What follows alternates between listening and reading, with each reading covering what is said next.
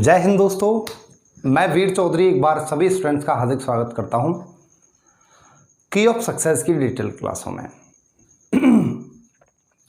Students, हमारी क्लासें कुछ दिनों के लिए बंद हो गई थी। अभी ये क्लासें मैंने वापस से स्टार्ट की हैं। थोड़ी सी तबीयत खराब होने के कारण ये क्लासें जो है बंद रही थी हमारी। आगे से क्लासें हमारी इसी तरीके से कंटिन्यू रहेंगी जैसे कुछ समय तक रही थी, लेकिन अब क्लासों को स्टार्ट करने का, रीस्टार्ट करने का थोड़ा सा एक अलग हमारा एक मकसद है। उस मकसद के बारे में आपको थोड़ा सा बताता हूँ। जैसे कि इस समय बात करें तो रेलवे जो है, मैं रेलवे की बात कर रहा हूँ स्पेशली आपसे। अभी रेलवे ग्रुप डी की बात कर रहा हूँ मैं आपसे। रेलवे ग्रुप डी की एक बार देखिए ध्यान से। हाल ही में ग्रुप डी ने कुछ इंस्ट्रक्शंस दी हैं अपनी। ग्रुप डी की कुछ इंस्ट्रक्शंस हमारे सामने आई हैं स्टूडेंट्स। ग्रुप डी ने स्पेशली कहा है कि मई के लास्ट तक या मई के लास्ट वीक तक रेलवे ग्रुप डी के जितने भी एग्जाम्स हैं सबकी डेट सुनिश्चित कर दी जाएगी। और इन्होंने ये भी कहा है कि प्रत्येक स्टूडेंट को जो एग्ज़ाम देना है कंप्यूटर बेस्ड एग्ज़ाम होगा। आपको बता दूं 1/3 की नेगेटिव मार्किंग होगी। 1/3 की नेगेटिव मार्किंग से क्या मतलब है मेरा, अगर आपने 3 क्वेश्चंस को गलत किया दैट मीन्स आपका 1 नंबर डिडक्ट हो जाएगा। एग्जाम में अगर मैं बात करूं टोटल क्वेश्चंस की, तो टोटल नंबर ऑफ जो क्वेश्चंस होने वाले हैं वो 100 क्वेश्चंस होने वाले हैं। जो टाइमिंग रहने वाली एग्जाम में, वो टाइमिंग आपको बता दूं 90 मिनट्स की रहने वाली है, 90 मिनट की रहेगी। टोटल नंबर ऑफ क्वेश्चंस 100 है, टाइम 90 मिनट का है। आप देख रहे हैं ये सीबीटी एग्जाम होगा, कंप्यूटर बेस्ड एग्जाम होगा। टाइम काफ़ी कम है सबसे पहली बात। इसी में जो सिलेबस का निर्धारण किया है वो भी काफ़ी क्लियर कर दिया रेलवे ने। उन्होंने ये कहा है कि हमारा जो एग्ज़ाम होगा उसमें मैथ्स से क्वेश्चन पूछे जाएंगे। मैथ्स का जो वेटेज रहेगा 25 क्वेश्चंस आएंगे मैथ्स से, ठीक है। जो अगर बात रीजनिंग की जाए, रीजनिंग में यहाँ से जो है वो 30 क्वेश्चंस आने वाले हैं। जी हाँ, 30 क्वेश्चंस रीजनिंग का वेटेज मैक्सिमम है। यहाँ इनमें से अगर मैं साइंस की बात करूँ, साइंस से यहाँ पर जो है 25 क्वेश्चंस आने वाले हैं। ये रेलवे ग्रुप डी ने क्लियर किया है, आपको बता दूं। चूंकि रेलवे ग्रुप डी के पिछले वाले एग्जाम में भी आपने देखा होगा कम से कम 18 और अधिकतम 25 क्वेश्चन पर डे के एग्जाम में आए थे। इसलिए साइंस का वेटेज भी अच्छा खासा रहने वाला है।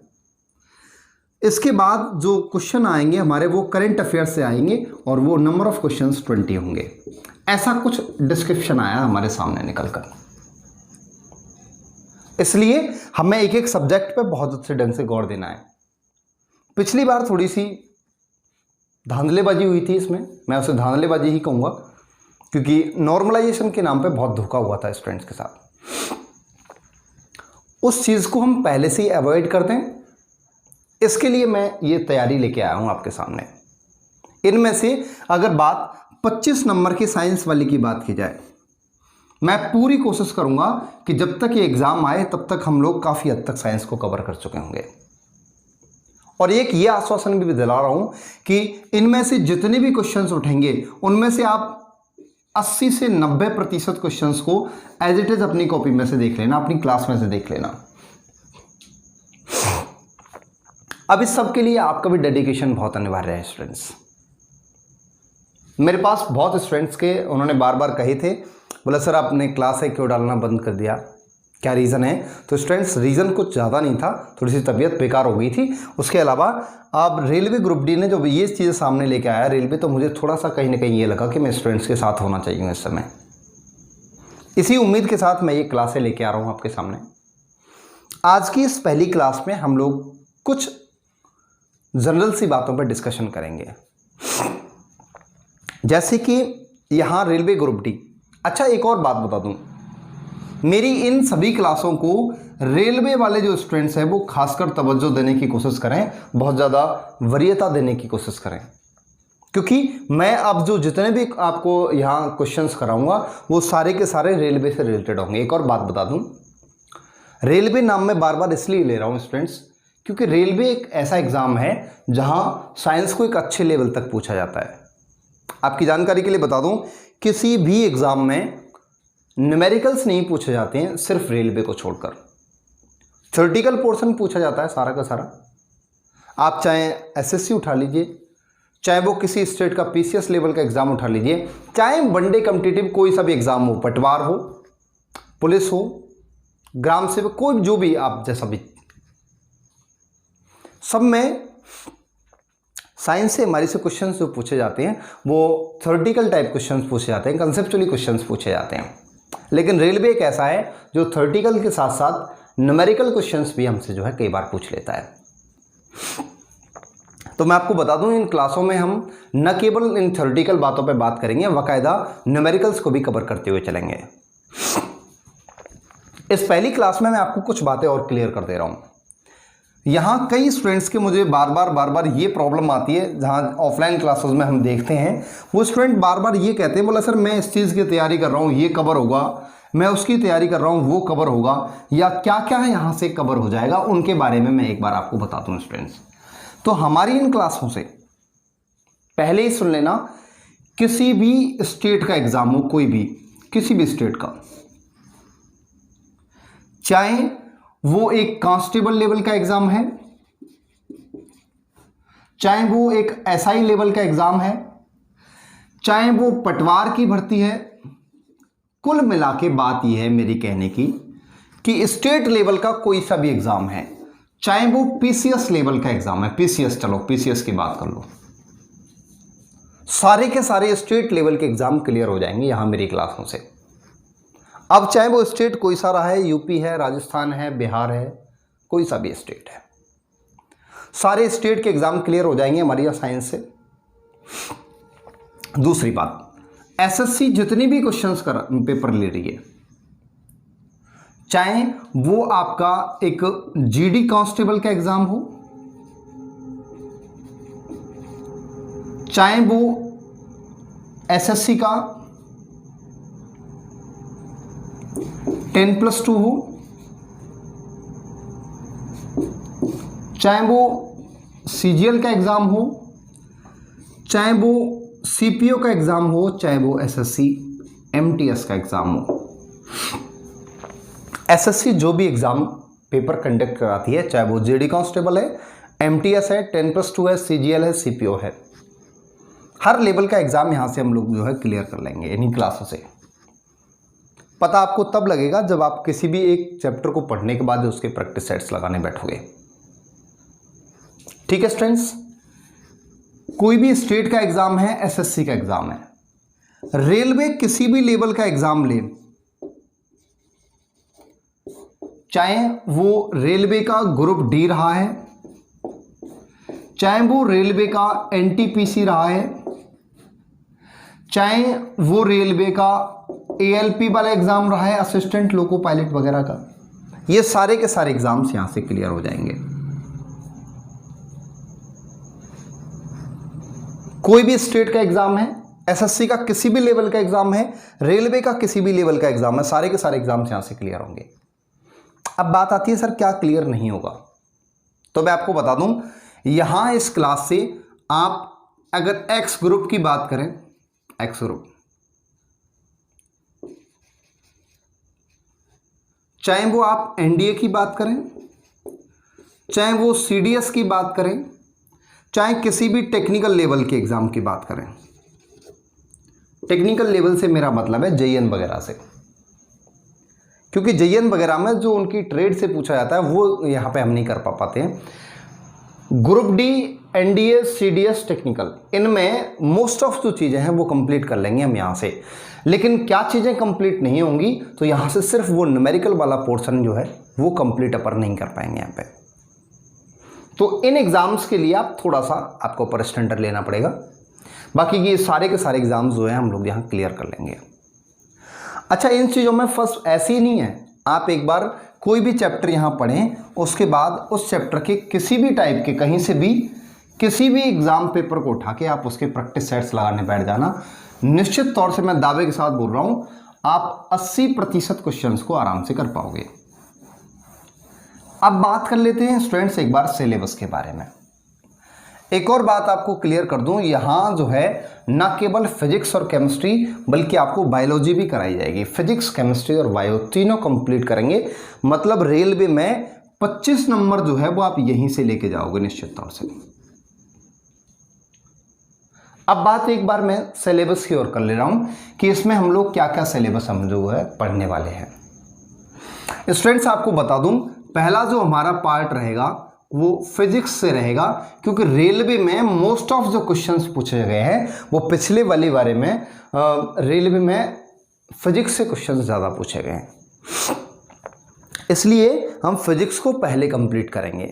क्योंकि फिजिक्स थोड़ा सा एक ऐसा सब्जेक्ट है जो कि काफ़ी इंटरेस्टेड भी है, लेकिन कई बार स्टूडेंट्स के दिमाग से ऐसा लगता है उनको, क्योंकि उन्होंने एक्चुअली ये सोच बना रखी है, वो ये सोचते हैं कि फिजिक्स हमारी समझ नहीं आएगी, फिजिक्स टफ सब्जेक्ट है।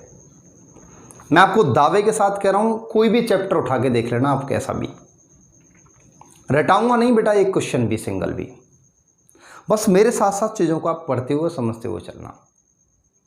फिजिक्स में सबसे पहला हम जो चैप्टर लेंगे यहाँ पे, वो चैप्टर हमारा रहेगा ऑप्टिक्स वाला। ऑप्टिक्स या इसे मैं कहता हूं प्रकाशिकी। प्रकाशिकी वाला चैप्टर रहेगा हमारा स्टूडेंट सबसे पहला चैप्टर। और मैं आपको ये भी बता दूं, पूरी फिजिक्स में सबसे जानदार और शानदार चैप्टर है ये।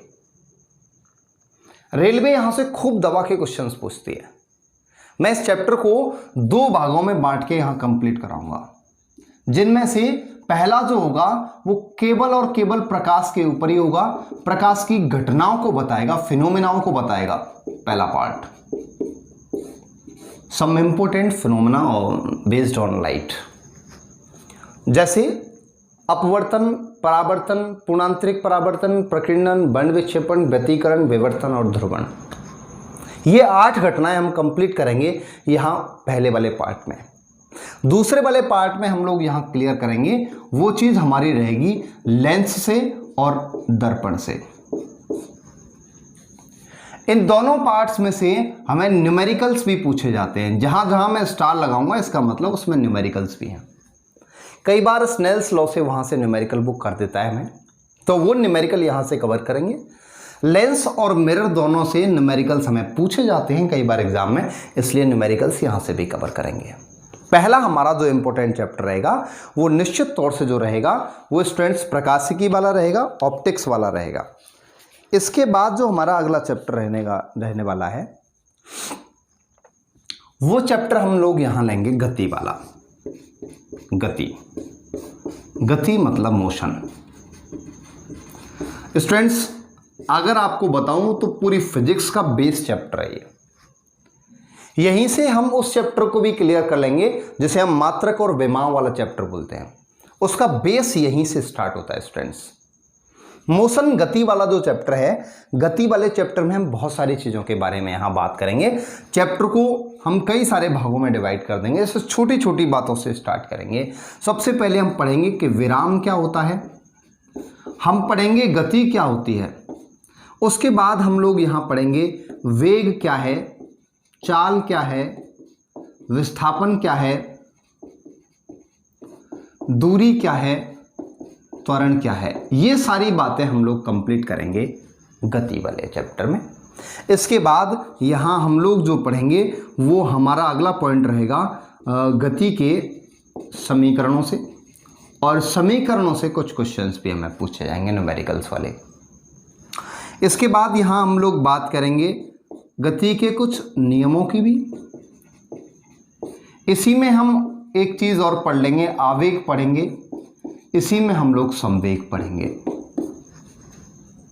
यहां 2 प्रकार के बलों के बारे में भी पढ़ेंगे, जिनमें से एक बल होगा सेंट्रीपिटल फोर्स, अभिकेंद्रीय बल, और दूसरा होगा अपकेंद्रीय बल। अभिकेंद्रीय और अपकेंद्रीय दोनों बलों के बारे में यहां पढ़ेंगे, centrifugal force and centripetal force. इस तरीके से हमारा दूसरा चैप्टर रहेगा। तीसरा हम लोग जो यहाँ से चैप्टर कंप्लीट करेंगे अपना, वो चैप्टर हमारा जो रहने वाला है वो चैप्टर रहेगा स्टूडेंट्स यहाँ से ग्रेविटी वाला। ग्रेविटी मतलब गुरुत्वाकर्षण, गुरुत्वाकर्षण मतलब ग्रेविटी। स्टूडेंट्स ये चैप्टर काफी अच्छा चैप्टर है, वन लाइनर क्वेश्चंस के लिए सबसे ज्यादा माने जाने वाला चैप्टर है ग्रेविटी वाला। इसमें हम लोग पूरा का पूरा गुरुत्वाकर्षण पढ़ेंगे और इंपॉर्टेंट जो चीज यहां पे हम पढ़ेंगे वो गुरुत्वीय त्वरण के बारे में पढ़ेंगे, जिसे स्मॉल जी से व्यक्त करेंगे। बहुत सारे क्वेश्चंस करेंगे यहाँ पे ग्रेविटी से रिलेटेड, बहुत सारे पॉइंटों की हम लोग जो बात करने वाले हैं वो कहाँ पर करेंगे, वो गुरुत्वाकर्षण वाले चैप्टर में करेंगे। चाहे ग्रेविटी की कैसी भी है, सारी की सारी कंडीशंस के बारे में हम लोग यहाँ पर गुरुत्व केंद्र के बारे में पढ़ेंगे। गुरुत्व केंद्र, गुरुत्वीय त्वरण के बारे में पढ़ेंगे। हम लोग यहाँ पर पलायन वेग के बारे में पढ़ेंगे, पलायन वेग। हम यहाँ पढ़ेंगे कक्षीय वेग। हम यहाँ पर कुछ मिसाइल्स के बारे में भी पढ़ेंगे। मिसाइल जो मिशन मंगल वगैरह है उसके बारे में भी थोड़ी बहुत यहाँ पे जानकारी की बात करेंगे अपन, जिसे हम नैनो टेक्नोलॉजी बोलते हैं। अगर आप साथ दें अच्छे ढंग से तो मैं यहाँ पर और भी सारी टेक्निकल चीज़ों को बताऊंगा, जो कि अभी मैं एक तरीके से कहूँ मॉडर्न फिजिक्स में या नैनो टेक्नोलॉजी में इन्हें जोड़ा गया है। जैसे बहुत सारे विमान हैं अपने पास, तेजस है, और मिसाइल में ब्रह्मोस मिसाइल है हमारे पास, इंटरकॉन्टिनेंटल मिसाइल है, उसके बारे में बहुत सारी बातें हम लोग जो यहाँ क्लियर करेंगे। ठीक है, हम यहाँ पर जितनी भी सैटेलाइट्स हैं, उपग्रह हैं, सैटेलाइट्स के बारे में भी इसी चैप्टर में बात करेंगे। चैप्टर कौन सा है? ग्रेविटी वाला स्टूडेंट्स। ठीक है, चलिए इसके बाद हमारा जो चौथा चैप्टर रहने वाला है वो चैप्टर हमारा रहेगा वर्क पावर एनर्जी से। चैप्टर रहेगा हमारा कार्य, ऊर्जा और शक्ति से। तीनों पॉइंट्स ऐसे पॉइंट हैं जिनसे न्यूमेरिकल एग्जाम में आता ही आता है, वर्क, पावर और एनर्जी, तीनों से। चैप्टर काफी अच्छा है, वर्क, पावर, एनर्जी। इस चैप्टर की शुरुआत जो हम करेंगे वो गति वाले चैप्टर से कर लेंगे। बेटा ये गति वाला जो चैप्टर है ना वो बहुत इंपॉर्टेंट मान के चलना आप, यहीं से इन सारी चीजों से पढ़ेंगे हम बाकी की चीजों को आके रिलेट करते हुए, जिसमें हम आगे चल के 5वां चैप्टर पढ़ते हुए हम घर्षण के बारे में भी यहाँ बात कर लेंगे, हम फ्रिक्शन के बारे में भी बात करेंगे यहाँ पे। हालांकि फ्रिक्शन से बहुत कम क्वेश्चंस पूछे जाते हैं, लेकिन जो भी पूछे जाते हैं हमें तो सारे के सारे क्लियर करने हैं। Clear students? इसके बाद मैं 6वें चैप्टर की बात करूँगा। 6वां हमारा चैप्टर रहेगा वो छोटे छोटे पॉइंट्सों से रहेगा। जैसे हम लोग यहाँ पर दाब के बारे में पढ़ेंगे, हम यहाँ पर वायुमंडलीय दाब के बारे में पढ़ेंगे, एटमॉस्फेरिक प्रेशर। हम यहीं पर बर्नौली की प्रिंसिपल्स को पढ़ेंगे, और बर्नौलीज प्रिंसिपल से खूब ज़्यादा क्वेश्चंस बेटा एग्जाम में पूछे जा रहे हैं रिसेंटली, तो बर्नौलीज प्रिंसिपल को भी यहीं हम लोग जो है क्लियर करेंगे। चाहे वो प्रेशर है, एटमॉस्फेरिक प्रेशर है, बर्नौलीज प्रिंसिपल है, पास्कल्स लॉ जितने भी हैं, पास्कल के जो सिद्धांत हैं, पास्कल के जो नियम हैं, वो सारे के सारे इसी चैप्टर में हम लोग जो है क्लियर करेंगे। फ्लूइड्स के नाम से चैप्टर होगा ये, फ्लूइड्स। ठीक है, अच्छा ओके। इसके बाद 7वां हम जो चैप्टर लेंगे हमारा, दिख रहा है नीचे तक? मैं एक बार देख ले रहा हूँ, चेक कर ले रहा हूँ। अच्छा ओके, दिख रहा है। ठीक है बेटा, 7वां जो चैप्टर रहेगा वो छोटे छोटे चैप्टर्स में रहेगा हमारा। जैसे हमारा रहेगा पृष्ठ तनाव, पृष्ठ तनाव जिसे अंग्रेजी में हम लोग जो कहते हैं वो सरफेस टेंशन कहते हैं, पृष्ठ तनाव। दूसरा टॉपिक यहाँ रहने वाला है हमारे पास श्यानता, जिसे अपन विस्कोसिटी बोलते हैं, पृष्ठ तनाव, श्यानता। और अगला रहेगा जिसे हम बोलते हैं केशिकात्व। मतलब क्या है इसका? कैपिलरिटी। पृष्ठ तनाव, श्यानता और केशिकात्व, तीनों छोटे छोटे टॉपिक हैं, बस छोटे छोटे से क्वेश्चंस पूछे जाते हैं और वही क्वेश्चंस पूछे जाएंगे अगर इनसे पूछे गए तो, जो आपको यहाँ बोर्ड पे सामने होंगे, कुछ भी बाहर नहीं आएगा। इसके बाद स्टूडेंट्स हमारा जो 8वां चैप्टर जाता है वो काफ़ी इंपॉर्टेंट चैप्टर है। चैप्टर का नाम है यहाँ पर ऊष्मा। ऊष्मा मतलब हीट। हीट में हम काफ़ी सारे पॉइंट्स को क्लियर करेंगे। एनामोलस एक्सपेंशन ऑफ वाटर, जिसके लिए मैंने छोटी सी वीडियो बनाई है, वो हीट में ही आएगा।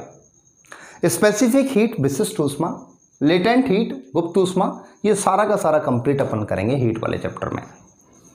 जहाँ से मैंने कुछ वीडियोस आपको वहाँ भी दे रखी हैं जिसमें मैंने आपको जितने भी थर्मामीटर्स के बारे में बताया था, थर्मामीटर यही कंप्लीट होते हैं हमारे सारे के सारे। आपसे जल के बारे में बताया था, जल के असामान्य विस्तार वगैरह, वो सारे के सारे हीट वाले चैप्टर में क्लियर होते हैं स्टूडेंट्स। इसके बाद जो नमा चैप्टर हमारे पास आता है वो नमा चैप्टर आता है जिसका नाम है तरंग एवं ध्वनि, वेव्स एंड साउंड। नमा चैप्टर है, बहुत इंपॉर्टेंट चैप्टर है अपने आप में। वेव्स एंड साउंड में जितनी भी रेज हैं सारी की सारी पढ़ेंगे, चाहे वो एक्सरे है, चाहे वो गामा रे है, चाहे वो आपकी अल्ट्रा वायलेट रे है, चाहे वो आपकी इंफ्रारेड वेव है, सारी रेज, सारी वेव्स के बारे में हम लोग जो है कंप्लीट नॉलेज लेंगे वहां पर। साउंड की जितनी भी फिनोमिना हैं सारी की सारी क्लियर करेंगे स्टूडेंट्स। Now clear. एंड इसके बाद जो हमारा 10वां चैप्टर जो आता है वो हमारा चैप्टर रहेगा इसमें, जिसका नाम होगा विद्युत की। अंग्रेजी में इसे जो बोलते हैं इलेक्ट्रिसिटी बोलते हैं। इसी में मैं छोटे छोटे चैप्टर्स को और जोड़ दूंगा, जिसमें एक टॉपिक रहेगा हमारा SHM, सिंपल हार्मोनिक मोशन, जिसे मैं क्या नाम दूंगा, जिसे मैं नाम दूंगा सरल आवर्त गति, सिंपल हार्मोनिक मोशन। इसके बाद हमारा जो लास्ट वाला टॉपिक रहेगा वो हमारा मिससेलेनियस का रहेगा, जिसे मैं विविध बोलूंगा। विविध का मतलब है जो कुछ भी छूट जाता है, चाहे वो आपका मॉडर्न साइंस को लेकर है, चाहे वो आपकी किसी प्रकार की करंट साइंस से लेकर है, या फिर जो भी छोटे मोटे टॉपिक्स हैं उनके बारे में यहाँ हम जो है लास्ट वाले टॉपिक में जो है बात कर लेंगे। इनमें एक बहुत इंपॉर्टेंट एक चैप्टर हमारे पास होता है जिसका नाम होता है मात्रक एवं विमाएं। मात्रक एवं विमाएं, जिसे अंग्रेजी में हम लोग जो बोलते हैं वो बोलते हैं यूनिट्स एंड डायमेंशंस। इस चैप्टर को अलग से मैं बिल्कुल लास्ट में कराऊंगा, सबसे लास्ट में जाके, क्योंकि ये चैप्टर 90% क्लियर हो जाएगा जब हम इनको पढ़ेंगे तब। क्योंकि एक भी चीज़ हमें रटनी नहीं है, इसका मैं आश्वासन पहले ही दे चुका हूँ आपको। ऐसा ट्रस्ट आप लोगों को पहले ही दिला चुका हूँ कि मेरी इन क्लासों में स्टूडेंट्स आपको रटने की ज़रूरत नहीं पड़ेगी, तो निश्चित तौर से नहीं पड़ेगी।